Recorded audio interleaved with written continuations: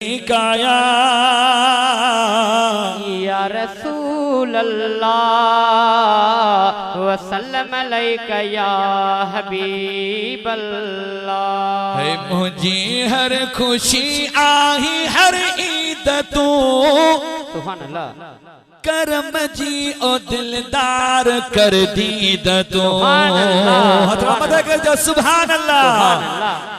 अन्ना बुलंद आवाज़ से सुभान अल्लाह। है मुझे हर खुशी आही हर ईद तो करम जी ओ दिलदार कर दीद तो। हाँ करम जी ओ दिलदार कर ईद तो। मुझे हर खुशी आही हर ईद तो करम जी ओ दिलदार कर दीद तो। हाँ करम जी ओ दिलदार कर दीद तो। करम जी ओ दिलदार कर दीद तो।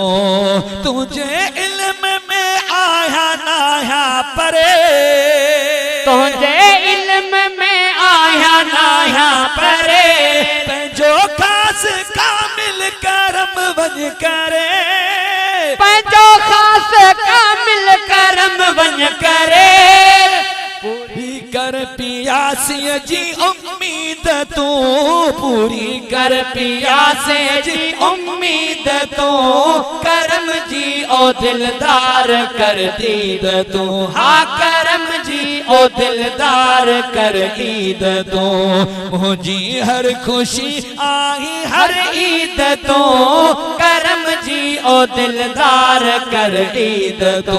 हाँ करम जी ओ दिलदार कर दीद तू। घुरा तो कमन खा आजादी मिठा घुरा तो कमन खा आजादी मिठा फजा फजुल था घुरा माँ फरियादी मिठा फजुल था घुरा माँ फरियादी मिठा सजन साथ दे सोहना सईद तू करम जी ओ दिलदार कर ईद तू।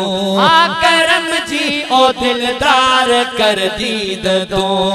मुझे हर खुशी आई हर ईद तू करम जी ओ दिलदार कर दीद तू।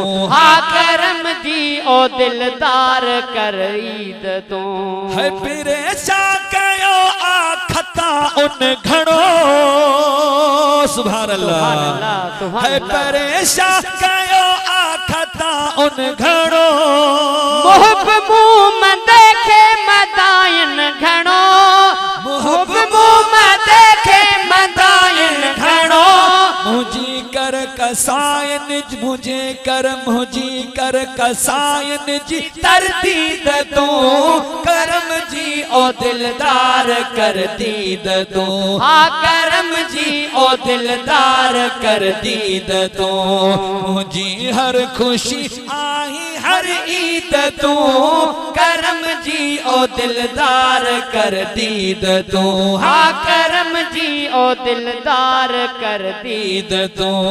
है से दे गुडाहरी फिटो न कजा इसी डोह डाहरी फिटो न कजा है से डोह डाहरी फिटो न कजा शहनशाह शाहिद के कटो तू कजा कंदो आही खोटन के खरीद तू करम जी ओ दिलदार कर दीद तू। हाँ करम जी ओ दिलदार कर दीद तू। मुझे हर खुशी आही हर ईद तू करम जी ओ दिलदार कर दीद तू। हाँ करम जी ओ दिलदार कर दीद तू।